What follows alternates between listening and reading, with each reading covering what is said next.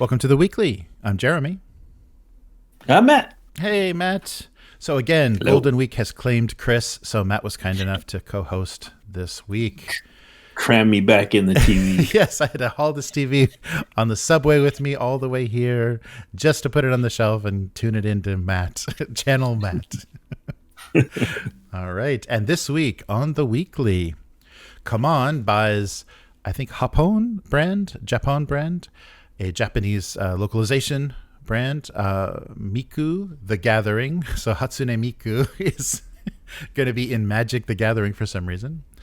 Hasbro claims they're spending $1 billion on video games. Goblinko is making a video game on Kickstarter. And Star Trek Adventures 2E has a quick start. You can pre-order it, and all the 1E stuff is on sale. So let's get started. So a little bit of Japanese news. Yes, so CMON, a little kind of two news stories together because they're both localization, Japan publishing related. CMON buys Japon Brand, I think it's Japon Brand, and Kadokawa buys Arclight.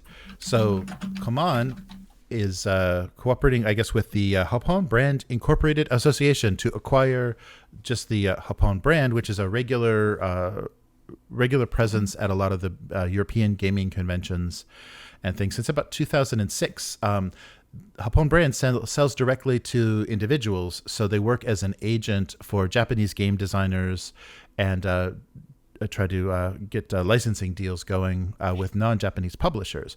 So they've worked with Z-Man Games and in the early 2000s and several people to get Japanese games published, or kind of both ways, but their main focus is to represent Japanese designers.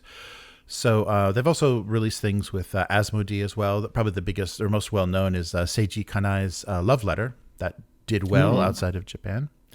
Real well. Yeah. And so CMON in 2022 founded a Japanese game division. So they've got a couple of Japanese directors of this division and working at the conventions and things to kind of organize this same sort of initiative. So they're going to now incorporating this Japon Brand. They're going to go directly and probably the same way that they do. They don't have a publisher, like they use a lot of crowdfunding. CMON sells directly to consumers in a lot of ways.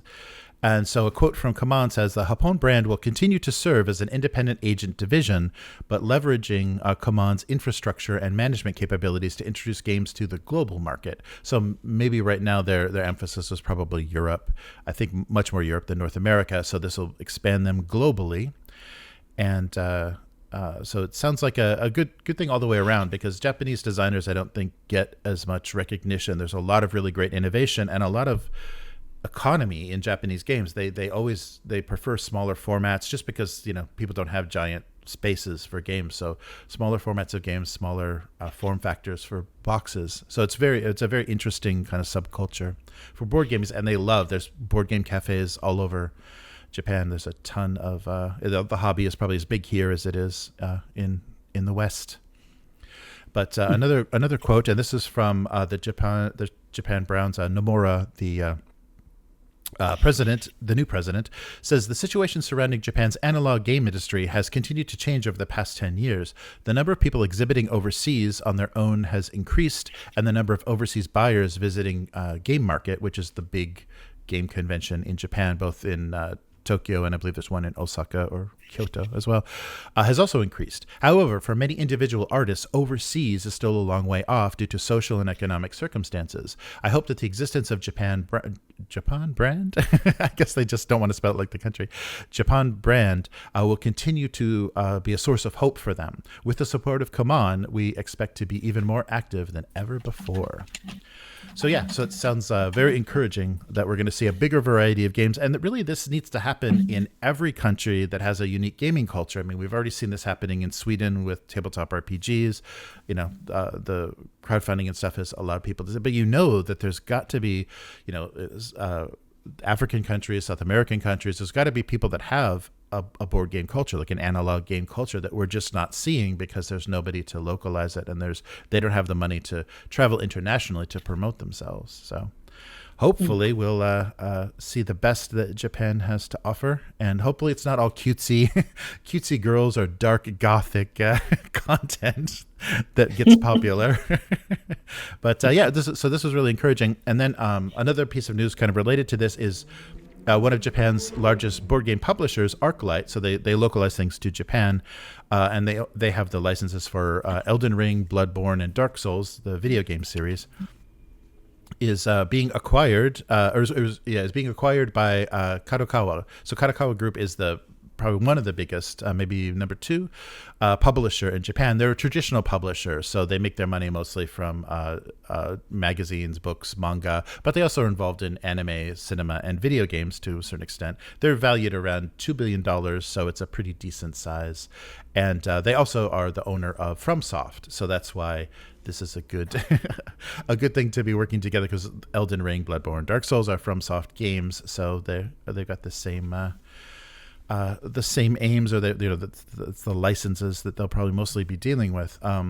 So they are so they're doing official Japan-only RPG adaptions of games, working with the UK's Steamforged to do board games.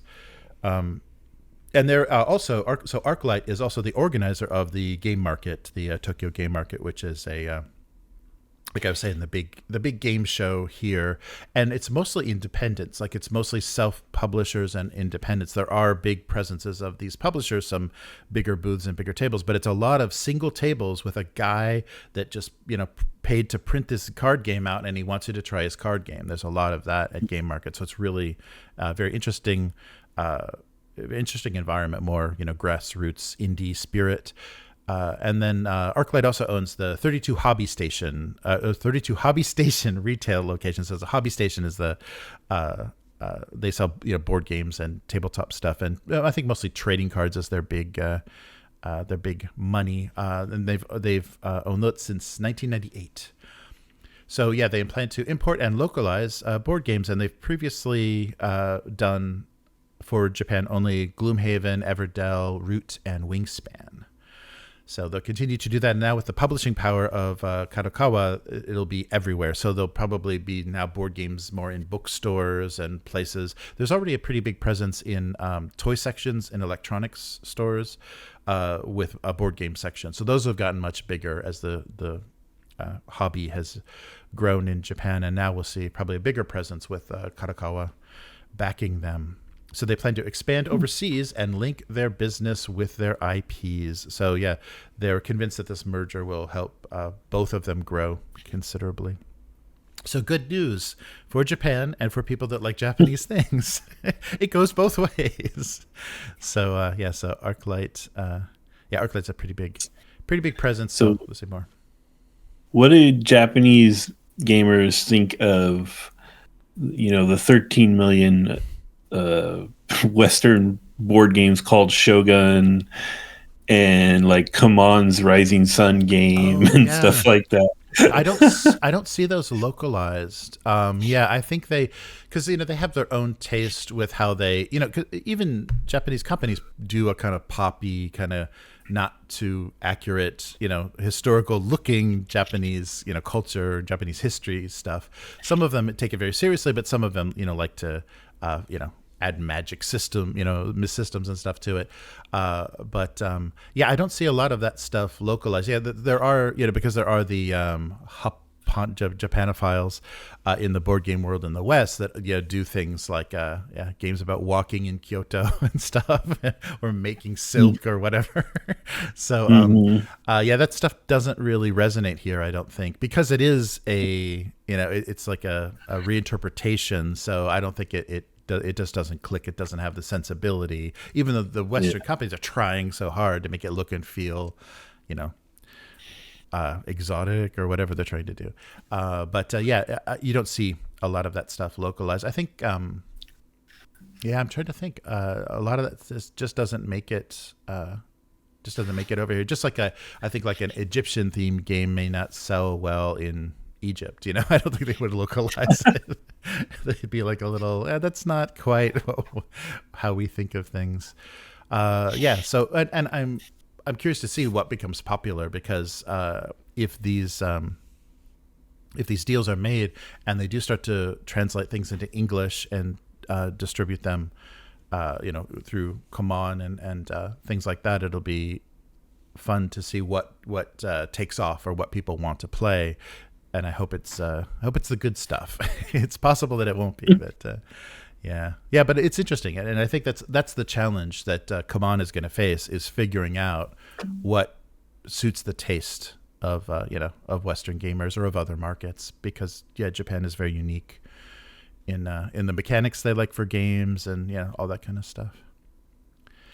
So I need you to see if there's a RPG based on that Gokenin Zankuro show I've been watching. Right. Yes. I'm on season 2 and I'm addicted to it. Oh, nice! It's literally it's like Magnum PI set in the Edo period. It's hilarious. Nice. Yeah, I'll have to check that out. It wouldn't surprise me at all if that's exactly what what it inspired. Like, the inspirations for some Japanese media is hysterical. But I'll have to check that out. All right. Well, speaking of more lost in translation, cultural confusion, Wizards announced a new Secret Lair. And this Secret Lair will feature Hatsune Miku, the Vocaloid virtual idol. So this is a character, and I think she was just literally drawn for the box art and to be like the visual representation of one of the voices in some software that came out probably like 15 years ago. It's pretty old now, called Vocaloid. And Vocaloid lets you do synthetic vocals in Japanese and basically use looping and things to make, J-pop music, but it was totally synthetic.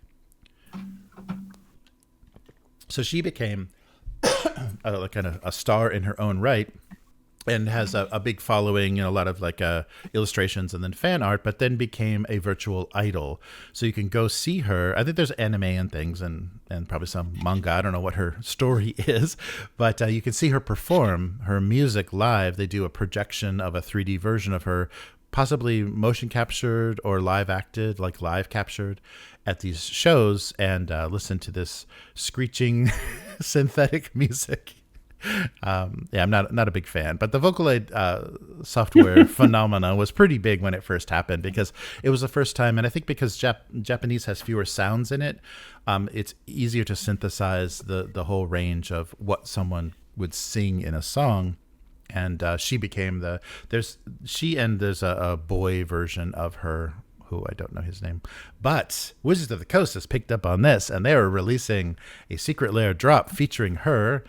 Only her, in this whole set, coming out sometime in 2024, April 29th.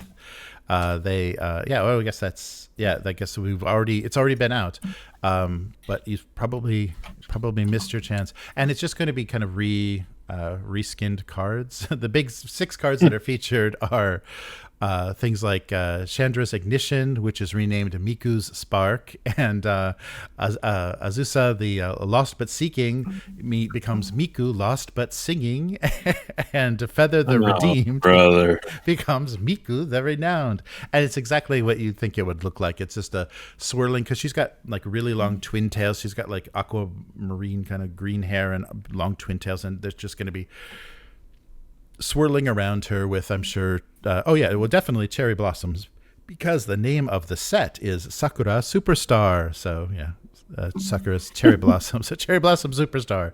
So be sure to pick up your your version of that. So when will this end? I guess Miku kind of cemented her popularity because she was the opening act for Lady Gaga. I don't know when this was, maybe 2007 or something. So Lady Gaga had a tour called the Art Rave, the Art Pop Ball, and the opening act was a digital projection of this character singing synthetic music. So yes. Oh, I'm sorry. No, the pre-order. So no, it hasn't. This is just that was the date for the news story. The pre-order begins May 13th, so you have not missed your chance. May 13th at 9 a.m.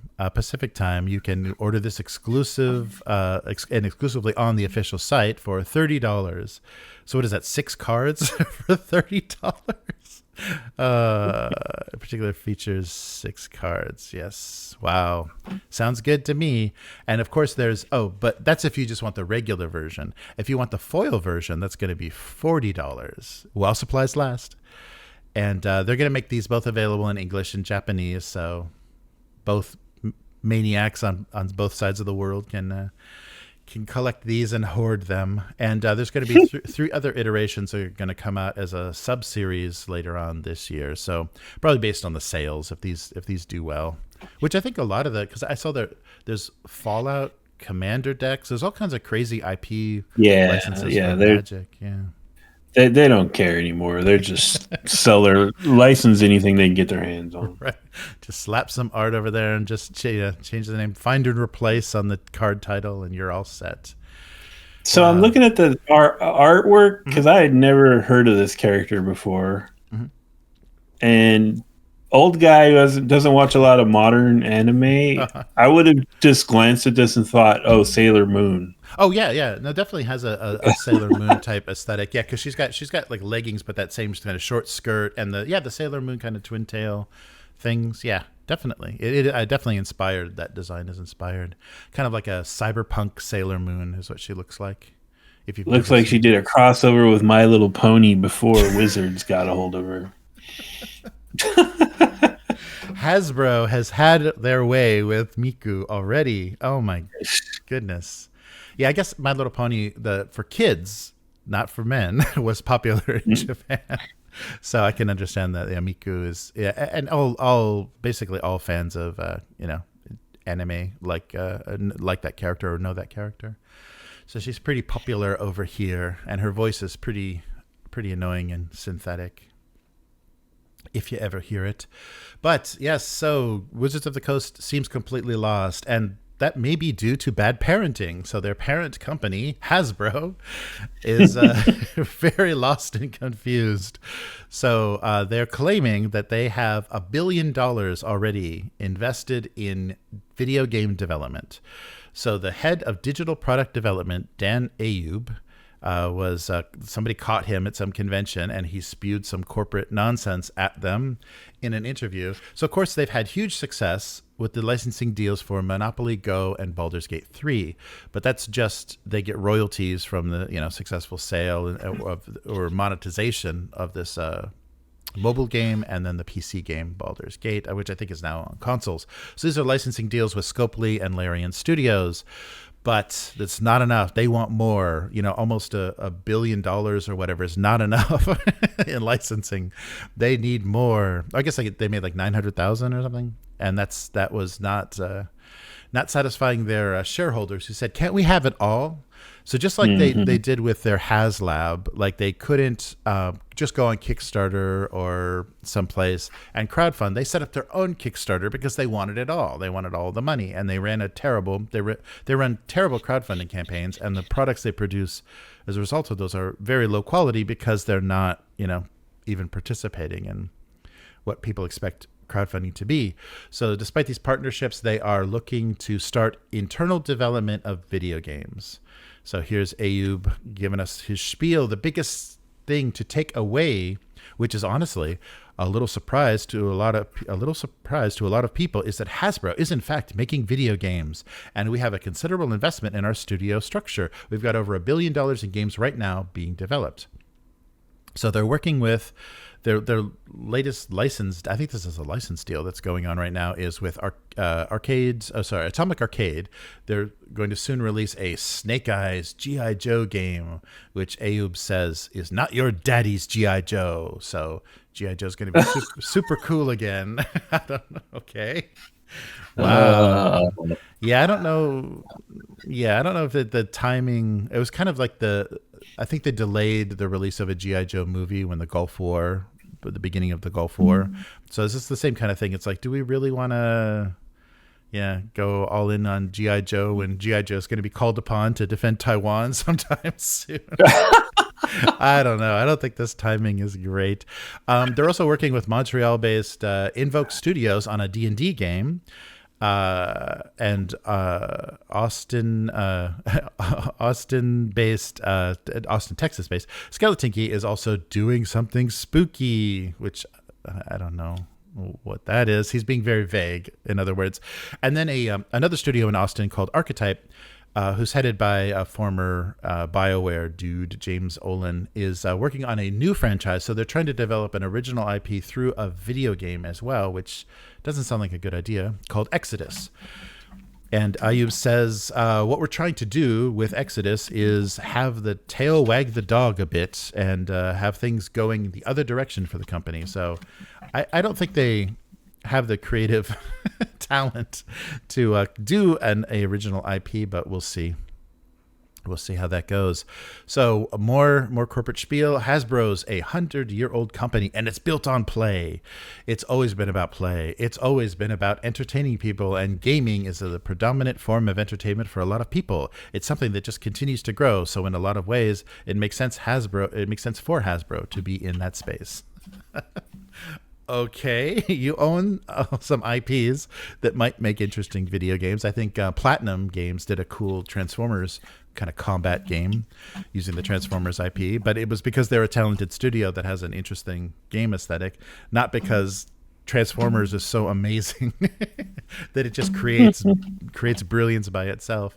So going on, this is kind of showing lessons not learned. One of the great things we took from the success of Baldur's Gate 3 is that people really, two reallys, like a great, well-executed D&D game. So we've got something like that with Snake Eyes, while it's not a new IP, is hopefully going to be a shot in the arm to the G.I. Joe franchise, and we can do some new things and express it in different ways in video games than we have seen traditionally. Okay. So they haven't learned a thing. And previously in the 90s, Hasbro already dipped its toe. There was Hasbro Interactive. They had an interactive division, and they acquired Atari. So Hasbro owned Atari for a short while and tried to make some games, failed miserably, and sold off everything to Infogrames. So that's why in the late 90s, Infogrames became Atari, then went back to Infogrames, and I don't know what the status of Atari is, but yeah, Atari was owned by a French company for a while in, I think, the early 2000s. And that was their... It's in Blade Runner 2049, so, you know. Yeah, right. It must still exist because, yeah, in 2049, there's still big signs of it. But yeah, it doesn't sound like... All that they know is they had some success with a studio that already knew how to make a style of game that people liked. They just slapped a Baldur's Gate coat of paint on it, and people liked it. So what does Hasbro exactly think they have? You know, they can just start from scratch and make a game that's going to have the appeal of something that Larian Studios can do, and they can just call it Baldur's Gate 4. It's insane. I mean, they're going to lose so much money doing this. And already they've decided that they don't make toys anymore. They're a game company. So this whole thing, well, we make games, so video games are games. So we're a game company, so we should make video games. Well, good luck. Yeah, this is really going to be odd. And especially they don't have any, and they're not even like acquiring expertise. Maybe they're trying to acquire management expertise, but they're not acquiring the talent that it takes to execute these things. I mean, I don't know anything about the guy that's in charge of the new D&D, VTT experience, but I would guess he doesn't have 20 years of, experience doing something like this and really, came from some huge success. I'm sure this is a guy that they could afford and he had a decent resume. But I don't think he understands the market or what the players want well enough to actually execute. So I think that's what they've got in every case. Mm-hmm. Yes. Yeah, they. I'm having trouble understanding why they would. Okay, Larian backed away, right? Mm-hmm. Yeah, they won't. They were hugely successful. Why wouldn't you chase them with more money? Like, Right. Why don't you be like, okay, I know we're a pain in the ass, but we'll give you a bunch more money, or we'll cut you a sweeter deal or something, Right. because they're a proven quantity. Yeah. And now they're going to go try what how's it $1 billion? If they're engaging other companies, are they just straight up paying those companies to make the thing then? Or I guess, yeah, it sounds like the stuff. Yeah, it's a little cagey because he says in-game development. So I don't know if that's internal or maybe it's based on both the, licensing deals and whatever they have going on. I don't know what they've like invested up front for Snake Eyes and some of these other games, but maybe they, I don't know that about the timing, but maybe they learned their lesson with Larian and made different types of deals, not just a royalty deal with some of these other games. But yeah, and the other odd thing that Dan brought up, which is probably not a good idea to associate with this, because this is another company that made a big mistake doing this. Dan said, "I'm old enough to remember a plethora of Star Wars games that maybe weren't what we hoped they would be as a gamer, but when those high-quality titles came out, the audience came with them. The appetite is there if we're authentic and we're focused on quality, and that's absolutely the priority in many ways, the reason for the genesis behind these internal studios." So I guess they're not talking about as acquiring them. They're talking about working with them. But maybe these smaller studios that we mentioned, maybe they are basically being run by Hasbro. But that's to evoke the internal Star Wars game development is a really bad idea, because when he's just saying high quality doesn't mean fun or based on types of games that people want to play, or not something that's just aping a trend that may be already on the decline. I don't know. It was a really bad thing, bad way to kind of talk about things. Yeah. So and then talking about, working with Atomic Arcade, they're talking about they worked on Batman Arkham Asylum, so they must be brilliant, and they're going to bring that same brilliance to Snake Eyes. Not necessarily. Especially with the turnover at game studios. I can't even imagine the same people are there. And what was that teaser text about it? Like, are they going to try to make G.I. Joe edgy? Like, I don't know. Yeah, not your daddy's G.I. Joe. Yeah, I don't know. I think they're just trying to go for a cool, like, kind of come up with some kind of cool aesthetic. Because, yeah, I think G.I. Joe has become enough of like an internet meme that it's not, I don't think younger people have a positive view of it because of the TV animation and how many memes it's become online. But it's made really funny content, but I don't think it's going to... I really think that is not... This rah-rah America pro-military thing is not probably a great property to put a lot of money into. It's going to be weird to see, because I don't think right now, just the timing seems a little off. I don't know. Very off.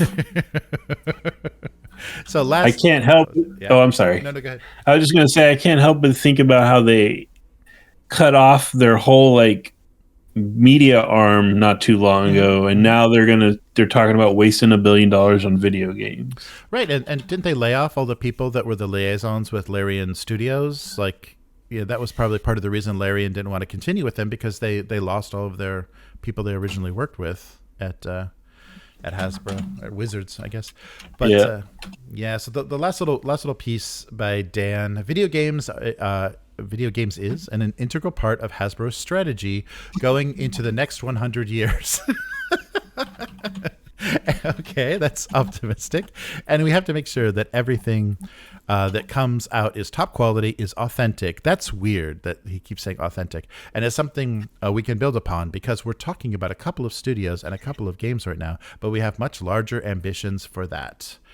And so just to give you a sense, like Hasbro just got a piece of this because it was a licensing deal, but Monopoly Go reached $2 billion in consumer spending. So they monetized the players on Monopoly Go for $2 billion already. So that's what Hasbro is looking at, and that's the money they want. So that's what they're trying to do. Trying to get at that juicy monetization. Yeah, so it's odd. They're gonna try this again for another couple of years, and then just like in the 90s, they're gonna cash it. They're gonna cash out and sell the studios off, and that will be it. Let's talk about something. It is video game. It's a video game, so something video game related, but something you definitely would want to check out. So, Dungeon Degenerates is doing a video game, The Battle for Brutalberg. So, Goblinko is making their first video game. So, it'll be a mind-blowing dark fantasy beat 'em up with 8-bit retro flavor. So, Battle for Brutalberg is now on Kickstarter, and I'll put a link to that. So, it's going to be a beat 'em up roguelite action RPG with a unique narrative and a unique narrative-heavy game experience. So there's going to be a lot of story in there. It's not just going to be clearing levels. So you're going to play as the delinquent Salt, the runt of your gang, who's been thrown in a dungeon of the ancient, seething fortress of Brutalberg. So you have to work your way out of the dungeon. And this, of course, is based on the work of Sean Aberg, and the design will be done by Chris Perry, and music by the Funky Worm, and then produced by Sean's wife, Katie. And a quote from the Kickstarter page: "After the 5th printing of Goblinko's hit indie board game, Dungeon Degenerates Hand of Doom, I want to create something new," said the creator, Sean Aberg. Dungeon Degenerates, The Battle for Brutalberg, defies the genres, but uses a variety of elements to bring a unique narrative-heavy gameplay experience, taking in the in-depth, flavorful world of Goblinko. I can't wait for people to get their hands on it. So I love Sean's work very much. It's very evocative of like 60s indie, like underground comics. And they talk about like Big Daddy Ed Roth being a big inspiration of him.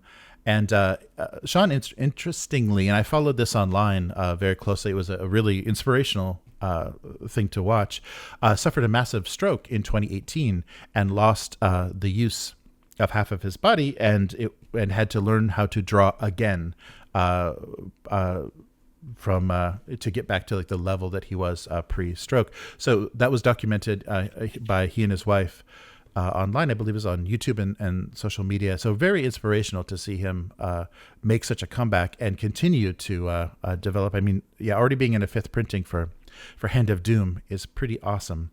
So also on the Kickstarter page, they said people that like River City Ransom or Earthbound, Double Dragon, Ghosts and Goblins, Golden Axe, this is all the inspirations that kind of went into the game. There's a ton of video and a lot of art showing what the graphics and everything look like. The campaign ends May 30th, so check that out.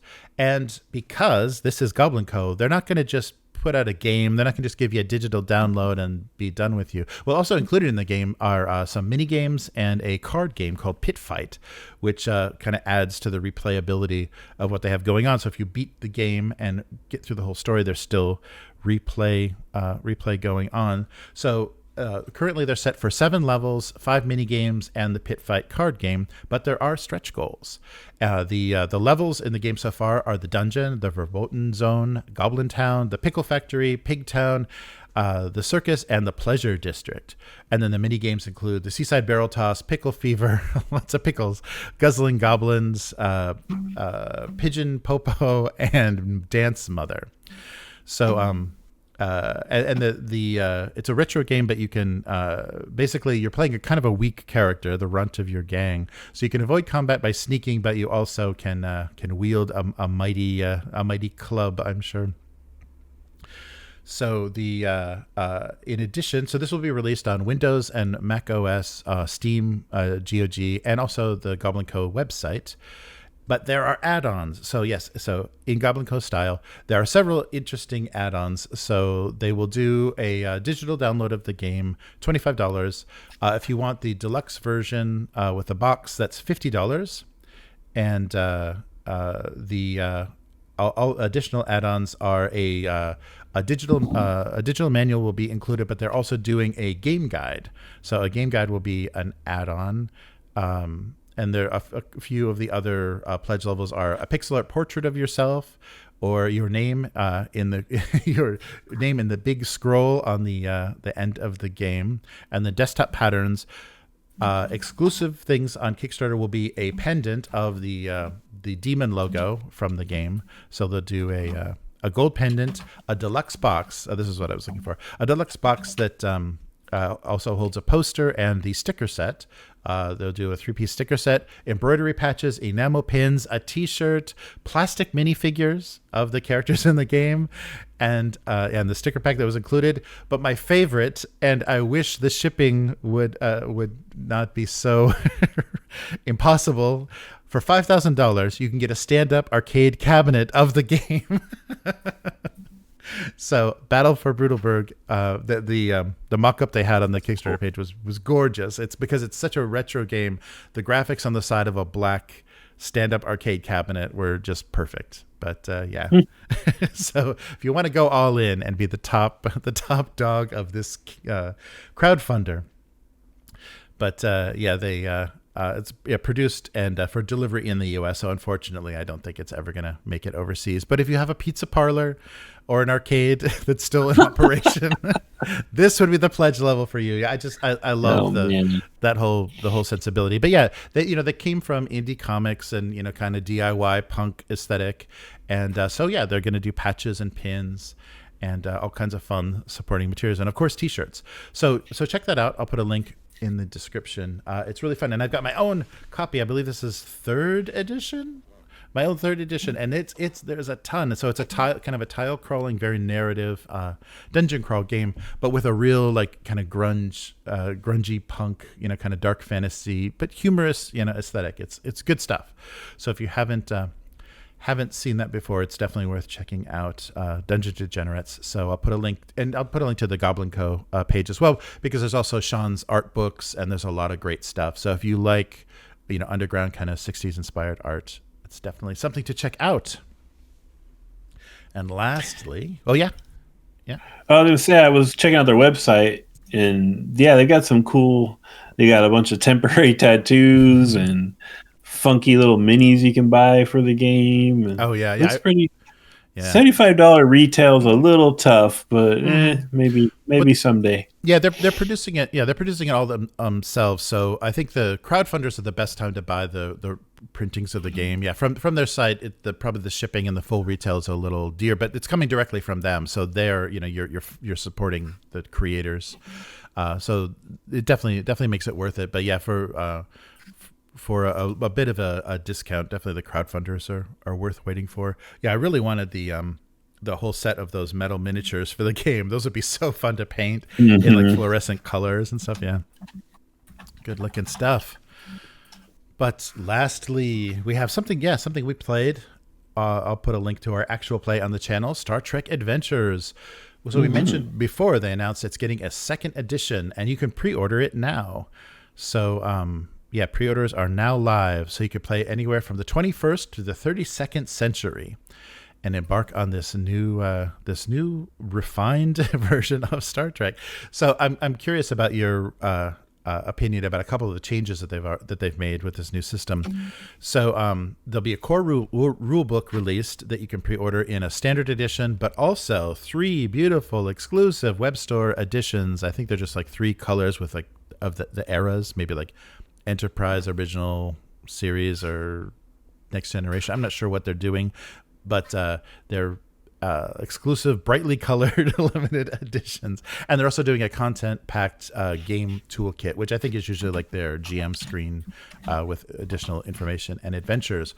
So what can you expect in this new version? So they've streamlined and refined the presentation of the rules, which, yay, we knew they needed to do that because they produced several digest versions of the rules for players and GMs, because the original core book was kind of hard to find stuff in. Biggest change, no more challenge dice. So the D6s are gone. So just like we're playing in Dune, you're only rolling D20s for everything.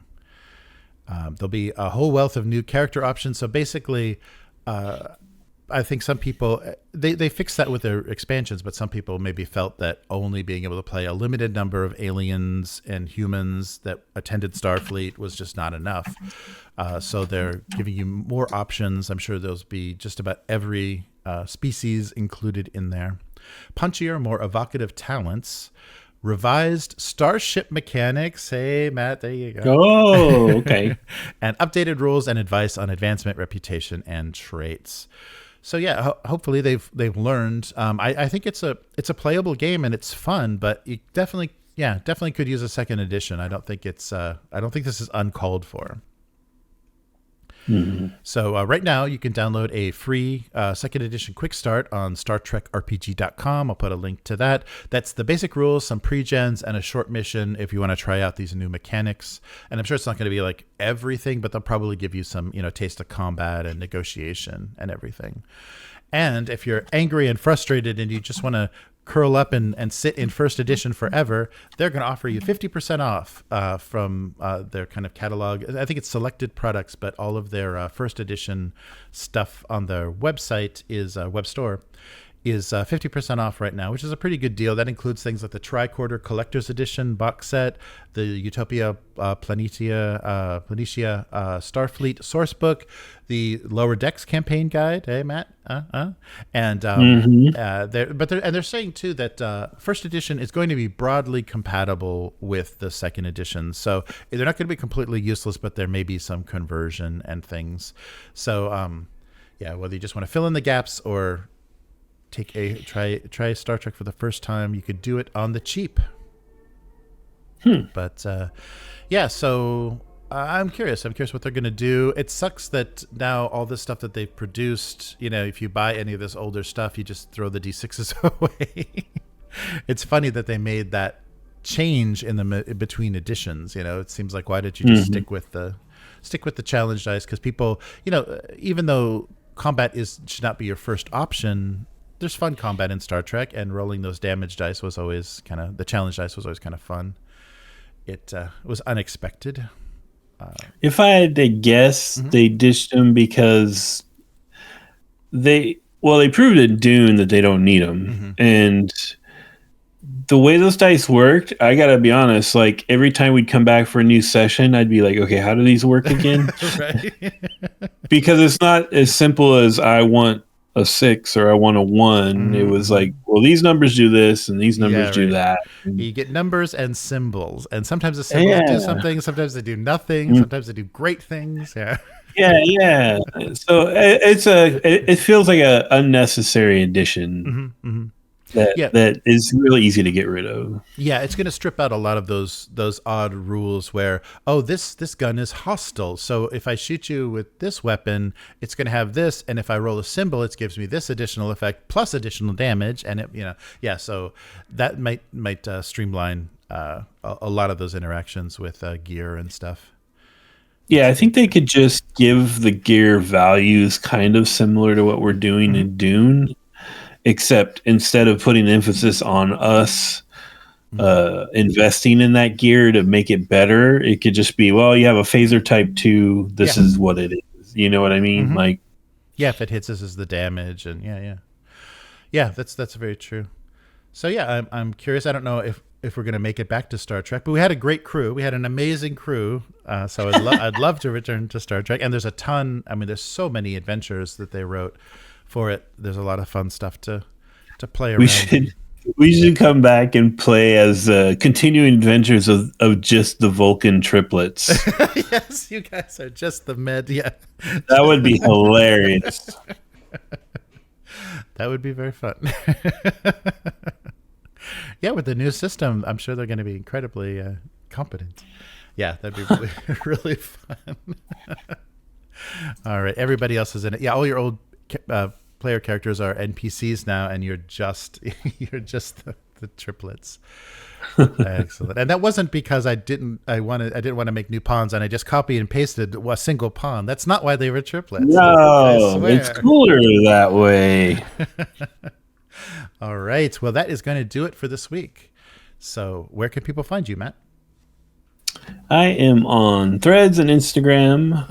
It's at Hargald, HAARGALD.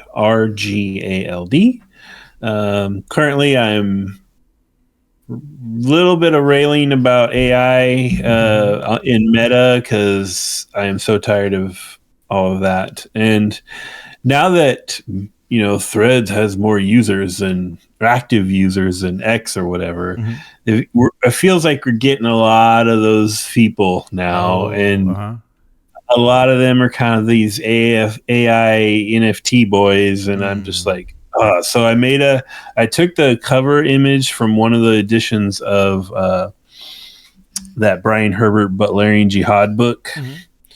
And I put the quote on it from the Orange Catholic Bible about not making a machine in the, right. And so now if I see one of them, I just post that on their thing and I block them. Yeah.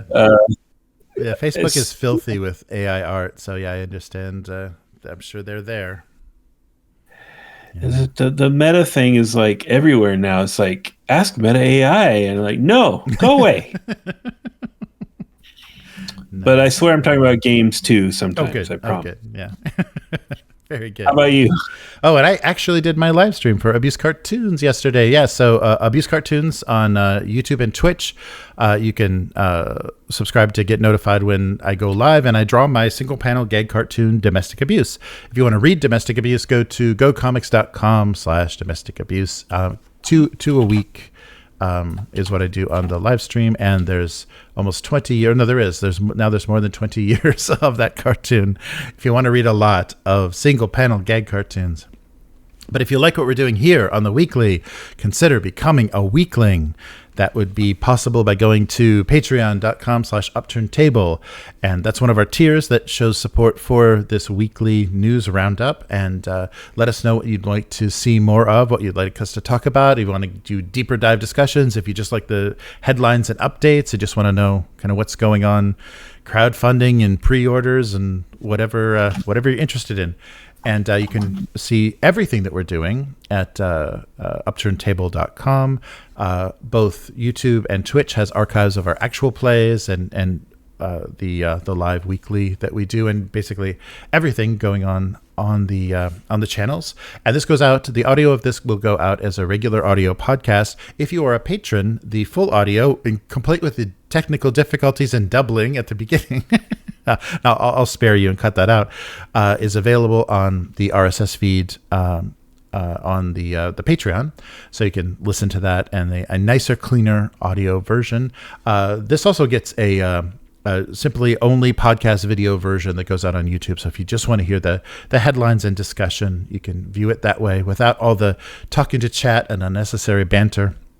It's a lot less laughter in the just the straight podcast.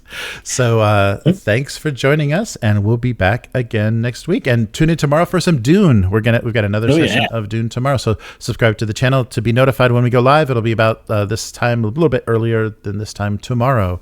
So see you then. Bye. Goodbye.